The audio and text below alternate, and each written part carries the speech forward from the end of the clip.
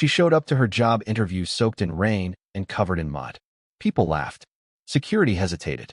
But what they didn't know was that minutes before, she saved a stranger's life on the street. And the man watching it all from his car? He was the CEO. What happens next will rewrite her life and shake the entire company from the inside out. Stay with this story. You won't believe how it ends. The rain had started at 5:37 a.m., just as Jayla Morgan opened her eyes to the dim flicker of the alarm clock that sat crooked on a pile of old library books. Her apartment, a small second-floor unit above a bodega in East Point, smelled faintly of instant coffee and detergent. It was quiet, save for the dripping sound from the cracked window that she had sealed with tape weeks ago. Today was the day. She slid out of bed slowly, trying not to wake her roommate, Tasha, who had just gotten home from a double shift at the hospital. Jayla moved like a ghost through the narrow kitchen, warming up the leftover oatmeal she'd saved from yesterday and pouring it into a mug instead of a bowl, easier to carry while getting dressed. The sound of rain tapping on the fire escape outside gave her pause. Can't be late, she reminded herself, staring at her coat hanging by the door. It was old, secondhand, but clean. Her shoes were worn thin, but she'd polished them last night using a mix of petroleum jelly and black crayon. One of her grandmother's tricks from back in the day. The walk to the train station was about 9 blocks. She took her time, umbrella in one hand, portfolio pressed to her chest under the coat. Cars splashed puddles. People rushed past in suits and raincoats, barely noticing the girl with the tired eyes and careful steps. But Jayla was used to being invisible. She'd grown up in this city, learned early how to blend in without disappearing completely. As she boarded the MARTA train to Midtown, her heart raced faster than the rail beneath her feet. She mentally rehearsed her lines. "Hello, I'm Jayla Morgan. Thank you for having me.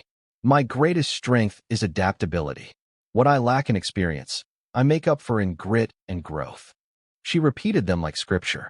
By the time she stepped off at Midtown Station, the drizzle had turned to rain. Cold, biting. She wrapped her scarf tighter and checked her phone. 8:02 a.m. She had 28 minutes to reach Messy Core Tower, a sleek building of glass and steel, just 6 blocks away. She crossed Peachtree Street, heels slipping slightly on the wet sidewalk. "Careful," a man murmured, rushing past. She nodded silently, pressing forward. Through the fog, the towers of downtown Atlanta shimmered like silver ghosts. To Jayla, they represented more than architecture. They were barriers, promises, and walls all at once. Today, she would step inside one of them. Not as a cleaner, not as a visitor, but as a candidate. Just then, a flash of motion caught her eye across the street. A woman, elderly, frail, slipped on the sidewalk.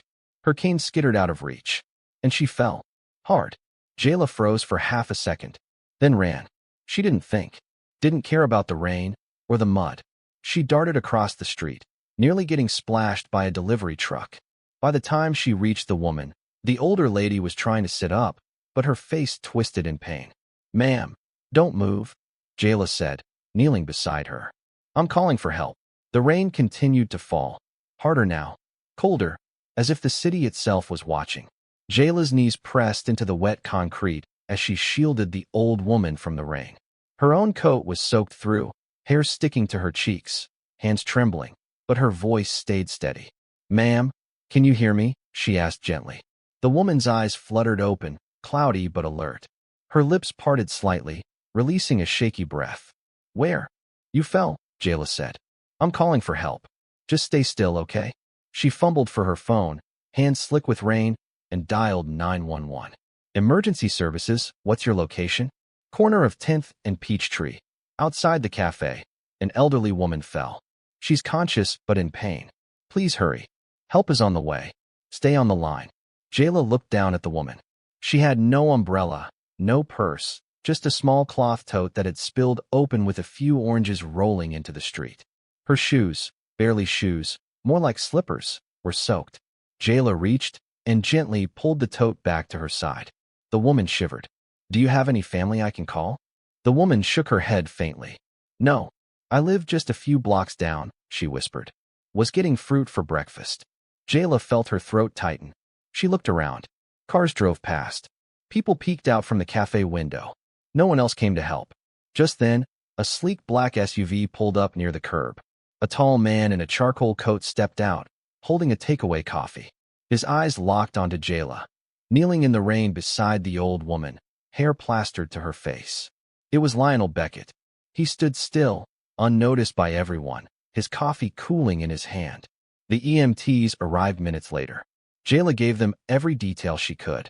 They loaded the woman onto the stretcher and offered Jayla a towel, but she refused. She just wanted to make sure the woman would be okay.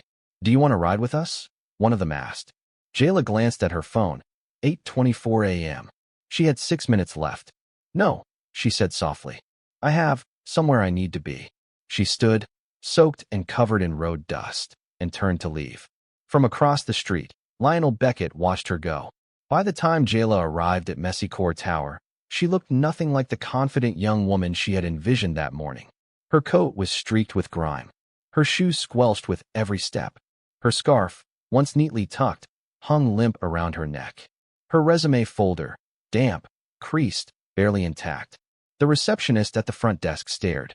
"Interview?" Jayla asked quietly. The woman blinked, then picked up the phone. "HR candidate. Uh-huh, she's here." "Yeah, a little wet." Jayla took a deep breath. She wanted to turn around and leave. Every muscle in her body screamed to walk out before she embarrassed herself further. But her mother's voice came back to her. "You have to try? Just once." So she waited. A young HR assistant with perfect hair and dry heels approached. "Jayla Morgan?" "Yes." The woman's eyes flickered over her appearance. A pause. "Follow me." They walked through glass corridors filled with sleek furniture and people in tailored blazers. Jayla kept her chin up. In the conference room, 3 people waited. One man in his 30s with a stiff collar, a middle-aged woman with glasses, and an empty chair at the head of the table. They glanced up. Silence. The woman with glasses forced a smile. "Rough morning." Jayla nodded. "You could say that." The man checked his watch. "Let's begin." The interview was clinical. They asked about experience she didn't have, tools she hadn't yet learned, environments she had never been in. Jayla answered honestly. When she didn't know something, she said so. When she did, she spoke with clarity. But she could feel their judgment. Her soaked coat, the smell of street water on her clothes, her hair no longer neat. At one point, the woman asked, "You said punctuality is a strength, yet you're 20 minutes late. Care to explain?" Jayla hesitated. She could lie, blame the trains, blame the rain. But instead, she told the truth. "I saw an elderly woman fall on the sidewalk. She hit her head. I couldn't walk past her and pretend I didn't see it." The table went quiet. Jayla added, "I called 911. Stayed until the ambulance arrived. I know I look a mess, but I didn't come here to impress you with polish. I came to show you who I am." The man in the stiff collar raised an eyebrow. Before he could speak, the glass door opened. Lionel Beckett walked in. Every head turned. He sat down slowly in the empty chair, setting his coffee on the table. "I hope I'm not interrupting," he said. The others stared, eyes wide. Jayla froze. Lionel glanced at her, then looked at the others. "I'd like to say something," he said calmly. "I witnessed this candidate helping an elderly woman this morning. She didn't know anyone was watching. She wasn't performing. She acted. With empathy. With urgency. With integrity." He leaned back. "You can teach skills. But character? That's earned. Or born." He looked at Jayla again. "I think she's exactly what this company needs." Silence filled the room. Jayla didn't know whether to cry or collapse. But she stayed upright, breathing. Lionel nodded to her, then stood. "Carry on," he said, and walked out. And just like that, everything changed. Jayla sat frozen in her chair, barely able to hear the closing words of the interviewers. Their questions trailed off, the sharpness in their tone now dulled. A strange quiet had settled over the room, a kind of uneasy respect. But no one said it aloud. She didn't know how she walked out of the room. Maybe her legs moved on instinct. Maybe the adrenaline finally wore off. But when she found herself back in the lobby, the rain still tapping against the glass windows, her hands were shaking. "Ms. Morgan," the HR assistant said quietly, "thank you for coming in." Jayla nodded, her lips parting to say something, but no words came. Outside, the storm had slowed. The streets shimmered wetly, buses hissing through puddles, and traffic lights blinking through the fog like distant signals from another world. She stepped into the street and started walking. Not home, not yet, just somewhere, anywhere. Her body felt heavy, but her heart was racing. What had just happened? Had Lionel Beckett really said that? Had he really stood up for her? Jayla ducked into a quiet corner of Woodruff Park and sat on a bench, letting her coat cling to her like a second skin. Water pooled at her feet. Her resume was ruined. Her hair looked like a mop. And yet, for the first time in weeks, she allowed herself a breath of hope. That night, she returned to the apartment to find Tasha waiting up. Jayla hadn't spoken a word about the interview all day, not even a text. When Tasha opened the door and saw her standing there, still in damp clothes, expression unreadable, she didn't ask, just stepped aside and let her in. Jayla sank onto the old couch. Tasha handed her a mug of tea. Well, Tasha finally asked. Jayla hesitated, staring into the steam rising from the cup. I think I blew it, she said. What? No, what happened? Jayla told her everything.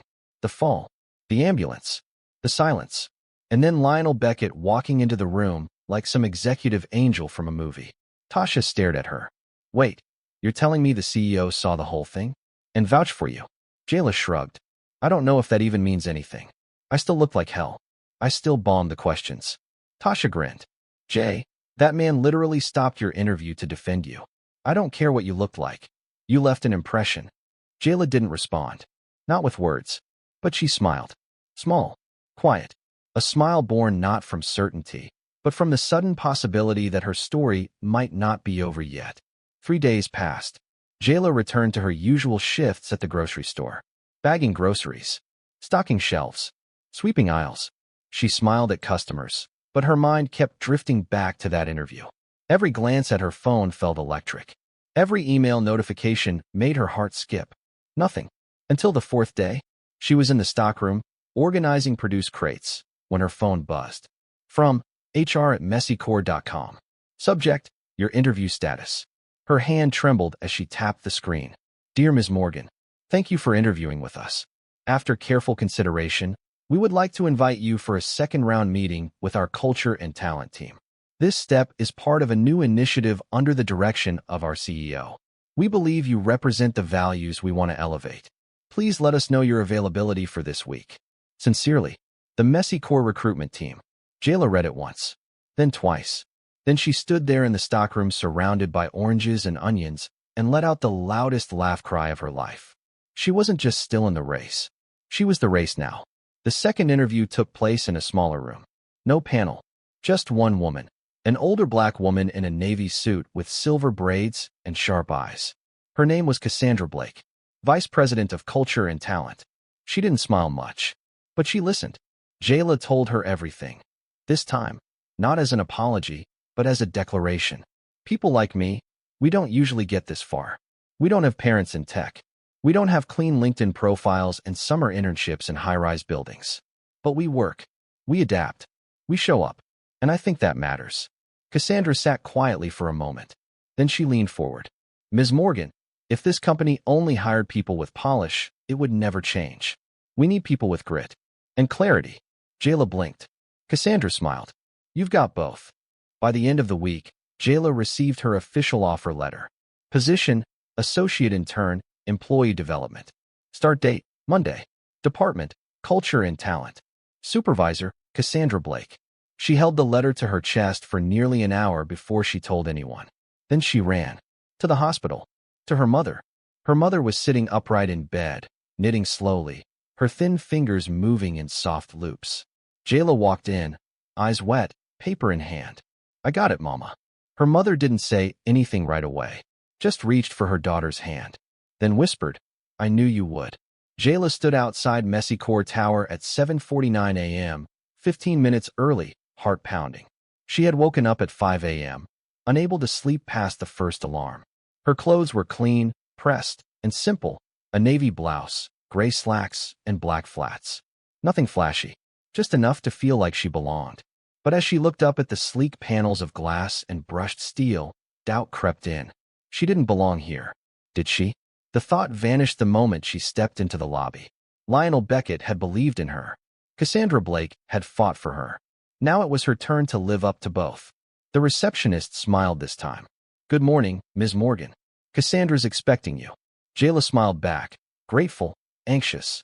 Cassandra met her on the 22nd floor. The older woman wore the same sharp navy suit, but her tone was warmer today. Come on, let's show them who you are. They walked through the open office space, desks arranged in pods, floor-to-ceiling windows bathing everything in soft Atlanta light. Some people glanced up, curious. Most returned to typing, clicking, planning. Jayla kept her shoulders square. You'll be working with our employee development team, Cassandra explained.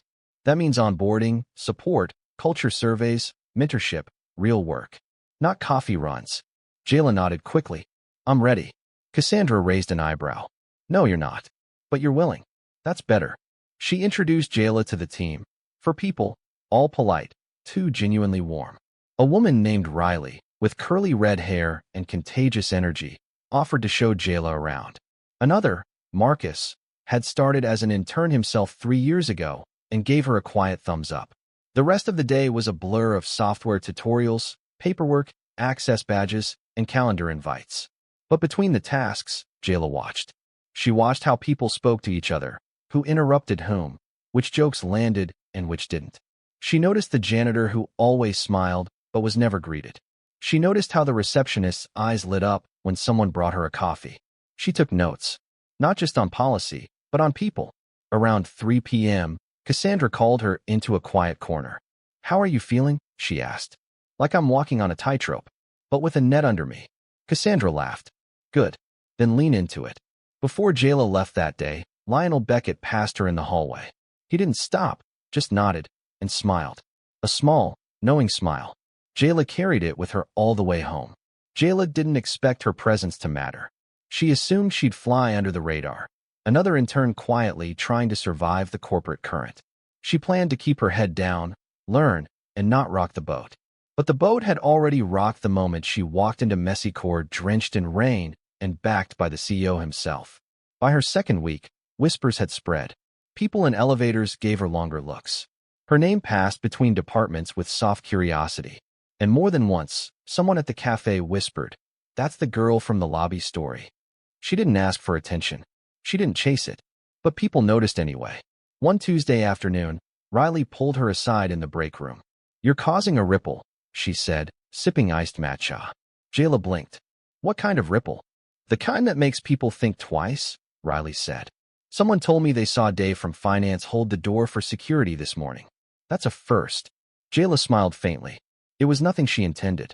But maybe doing the right thing, visibly, reminded others of their own capacity for decency. Later that week, Cassandra handed Jayla a small folder labeled Pilot Project, Mentorship Bridge. "We're launching a new peer mentorship initiative," Cassandra said. "I want you to co-develop it." Jayla froze. "Me?" "Yes, you. You understand the gap better than most. You've been on both sides of the wall." Jayla nodded slowly, feeling the weight, an opportunity, settle on her shoulders. That night, she stayed late, drafting the framework. A mentorship program that didn't just pair employees based on performance, but on lived experience. Immigrant interns with second-gen managers. Women in tech with senior engineers who'd championed equity. A bridge, not a ladder, for mutual growth. She titled the document, From Surviving to Belonging. The following week, during the monthly all-hands meeting, Lionel Beckett mentioned her name. "I want to commend Jayla Morgan for her work on our new mentorship pilot," he said. "It's a reminder that leadership doesn't require a title, just initiative and heart." Jayla, sitting in the back, almost choked on her water. The room applauded. Some clapped slowly. Others clapped harder than necessary, like they wished they'd been chosen too. But Jayla didn't care. Because Riley gave her a fist bump. Because Marcus smiled across the table. Because Cassandra nodded. And because for the first time in her life, Jayla Morgan didn't feel like she was borrowing space. She felt like she belonged. At first, Jayla thought she was imagining it. The sidelong glances. The whispers when she passed. The polite but thin smiles. As if her story, the rain, the CEO, the applause, had placed a target on her back rather than a medal on her chest. Some co-workers looked at her with admiration. Others with quiet suspicion. "Interns don't usually get praised by the CEO," someone mumbled near the printer one morning. "She skipped the line," another muttered during lunch. Jayla heard it all. She just didn't let it slow her down. Instead, she showed up early, stayed a little later, took notes in every meeting, volunteered for things no one else wanted, and learned fast. Not to prove anything, but because she believed she belonged. And over time, that belief started rubbing off on others. It started with a small moment. Jayla noticed a young man in IT, Noah, always sitting alone at lunch. He was quiet, fidgeted when spoken to, and never made eye contact. More than once, she saw coworkers mock his stammer behind his back. So one Thursday, Jayla walked over and sat beside him. Noah stiffened, unsure how to react. "Mind if I eat here?" she asked. He shrugged. Sure." They ate in near silence at first, but Jayla didn't mind. She made no demands, just showed up. Again the next day, and the next. By the second week, Noah was talking, hesitantly at first, then with surprising clarity about coding languages, favorite sci-fi books, and a pet turtle named Nugget. Others began to join them.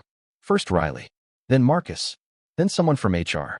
The table grew, slowly but steadily, from 1 to 5 to 8. And the whispers? They began to shift. Jayla's work started showing up in real numbers, better onboarding satisfaction, faster peer mentorship matches, more participation in cultural surveys. She didn't gloat, didn't post about it, but the data spoke for her. Cassandra noticed. So did Lionel. And eventually, so did her doubters. One afternoon, a woman named Denise, who had once snubbed Jayla in a hallway, pulled her aside. "I misjudged you," she admitted. "I thought it was all luck." Jayla smiled gently. "Sometimes luck opens the door, but it doesn't hold it open." Denise nodded. "If you're free sometime, I'd like to hear how you'd improve the onboarding flow for remote hires." Jayla agreed, not out of pride, but because the door was finally swinging open from both sides. It didn't happen overnight, but bit by bit, day by day, the office eyes began to change. Less guarded, more curious. And Jayla? She just kept doing the work, not to be liked, but because she remembered what it felt like to be invisible. And she wasn't going to let anyone else stay that way. The news broke on a Tuesday morning. An anonymous video surfaced online showing a manager at one of Messicor's West Coast branches making discriminatory comments during an internal meeting. The clip was just over a minute long, but that was enough. Enough for outrage. Enough for hashtags. Enough for chaos. Within hours, the company's name trended for all the wrong reasons. Hashtag Messicor bias. Hashtag boycott Messicor. Hashtag your tech ISNT neutral. By noon, the PR team was drowning in requests. News outlets, influencers, employee backlash. Even loyal clients issued public statements demanding answers. At 1:17 p.m., Lionel Beckett called a meeting. "I want Haylen Morgan to be our spokesperson," he said. The room fell silent. The VP of Communications furrowed her brow. "She's an intern. She's earned this," Lionel cut in. "People trust real voices, not rehearsed ones. And Haylen has walked the walk." Cassandra nodded in agreement. "She's the right face at the right time." By 3 p.m., Haylen was sitting in a prep room with 2 communications advisors, a mic clipped to her collar, her heart pounding. "This will be live," someone said. "They'll be tough questions," said another. "Don't let them shake you." Haylen stared at her reflection in the dressing room mirror. She looked different now, stronger, still herself, but more grounded. She thought of the old Jayla, soaked in rain, nervous in the lobby. Now, she stood in the eye of the storm. The press conference was held in the main atrium of Messicor's Atlanta HQ, dozens of reporters. Flashing cameras, live streams running on every major news outlet. Haylen stepped up to the podium. No script, just her voice. She began, "Good afternoon. My name is Haylen Morgan. I started here not as a legacy hire or a rising star, but as a soaked intern with a wrinkled résumé and mud on her shoes." A ripple of silence. "I'm not here to defend the indefensible. What happened in that video was wrong. It violated not only our values, but human decency." Click. Flash. Click. "But I also know what it feels like to be judged by appearances. I know what it means to be dismissed before you even open your mouth." She looked straight into the camera. "We can't fix everything overnight, but we can start by being honest, by taking responsibility, and by listening, especially to those who are most often ignored." Flash. Click. Murmurs. "I believe in this company, not because it's perfect, but because I've seen what it becomes when people choose courage over convenience." Haylen stepped back. The room was silent for 2 seconds. Then applause. Not from everyone, but enough. She had spoken not like an employee, but like a leader. Haylen didn't sleep the night after the press conference. She lay awake in her apartment, still in her blouse from earlier, her phone buzzing every few seconds. Messages, mentions, DMs, emails, dozens, then hundreds. Her speech had gone viral. Someone had clipped the moment she said, "I've been judged for the mud on my shoes, but never let that define my worth." It exploded on every platform. TikTok, LinkedIn, Twitter. Even national news anchors quoted it. Commentators called it the line that changed the tone of corporate accountability. Haylen watched the clip in disbelief. Was that really her? The girl who once borrowed her roommate's coat for the interview? Now being hailed as the voice of a generation? She didn't know how to process it. So instead, she brewed tea, cleaned the kitchen, replied to one message from her mother. "I'm proud of you, baby." Then turned off the lights and let the quiet in. The next morning, things moved fast. Messi Corps' executive board called an emergency summit. Employees across the company submitted letters, questions, and suggestions. Haylen was invited to the table, not just as a witness, but as a changemaker. Cassandra sat beside her, Lionel across. Other department heads listened as Haylen laid out her ideas. Plain, clear, fearless.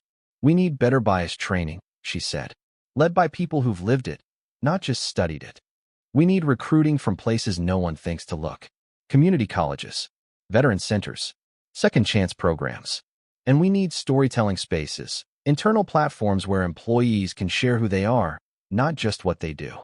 At the end of the session, Lionel stood. "I support every word she said," he announced. "Starting today, we're rewriting how we build culture from the inside out." Within weeks, things began to shift. HR piloted the Origins Project, a monthly feature sharing employee stories across departments. The recruitment team added community-based partnerships to their hiring network. Training materials were rewritten with lived experience consultants. And most important, leadership accountability was no longer optional. It was visible. Jayla didn't ask for credit. She didn't need a spotlight. But she was no longer walking through corridors as a question mark. People greeted her now, respected her. And when new hires came in, nervous and unsure, someone always pointed at her and whispered, "Talk to Haylen. She knows how to navigate this." Because she did. She wasn't just standing now. She was leading. It was one of those rare Atlanta mornings, clear, golden, and impossibly calm. Haylen arrived at work early, the sun catching on the windows of Messi Corps Tower like it was reflecting something sacred. For once, there was no rush. No meetings. No crisis. Just a quiet beginning. On her desk was a small envelope with her name written in graceful cursive. No return address. No stamps.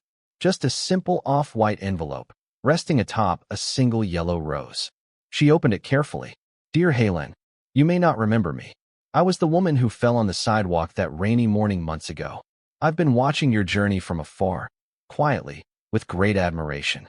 The strength and grace you've shown are things I wish I had at your age. I was recovering for a long time, and I asked not to be contacted. I needed time. But there's something you deserve to know. I am Margaret Linton. My son is Charles Linton, one of the oldest and largest private investors in Messi Corps." He didn't know what had happened to me that morning. Not until weeks later, when he came to visit and found me watching your press conference.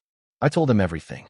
He wept, not just because of what you did for me, but because your words reminded him why he believed in this company in the first place. You helped more than just an old woman on a rainy sidewalk. You helped bring a company back to life, with admiration and love. Margaret. Haylen stared at the letter, eyes full, heart quiet. She didn't move for a long time. Then, slowly, she picked up the yellow rose, held it close, and whispered, "Thank you." That afternoon, Lionel Beckett called her to the executive suite. "Haylen," he said, "I want you to take on a new role." He handed her a sealed folder. Inside, a formal offer. Director of Culture and Belonging. She blinked. "Sir, I'm not even 30. He smiled. "Exactly. You understand what culture means before it's printed in a manual. That's what we need. That's what they'll follow." "Are you sure?" she asked. "Completely." She looked out the window. The city she had once walked through, drenched and invisible, now sparkled below. "I won't let you down," she said. "I know," Lionel replied. And as she left his office, walking back through the same hallway where she had once entered soaked and uncertain, this time, she carried the letter in her hand and a quiet fire in her chest. The first morning in her new role felt quieter than expected. There were no balloons, no welcome banners, no booming applause, just a nameplate on the door. Haylen Morgan, Director of Culture and Belonging. And yet, that silence felt right. Haylen walked through the halls of Messy Core, not the halls she had once wandered through nervously as a muddy intern, but halls she now knew deeply. Not just the layout, but the people, their names, their fears, their brilliance, their humor. She paused at the break room and smiled at Noah, now chatting confidently with two developers. She passed Riley, who gave her a proud salute. She saw Marcus leading a training session, his eyes calm, his voice steady. And then she saw a new intern, fresh, nervous, holding a coffee too tight in one hand and a crumpled resume in the other. Haylen walked over and said, "First day?" The intern nodded. "Good. Let's walk in together." Later that week, Haylen stood on the roof terrace of the building, looking over the Atlanta skyline. Cassandra joined her with 2 mugs of coffee. "You've changed things," Cassandra said softly. "I just held the door open," Haylen replied. Others walked through. Cassandra raised her cup. "To open doors." Haylen raised hers too. "And to never forgetting what it felt like to be on the outside." They clinked mugs. The sun was rising behind the buildings. And for the first time, Haylen didn't feel like she had to prove herself anymore. She just had to stay true to the person who once knelt in the rain, because that girl was never weak. She was just getting started.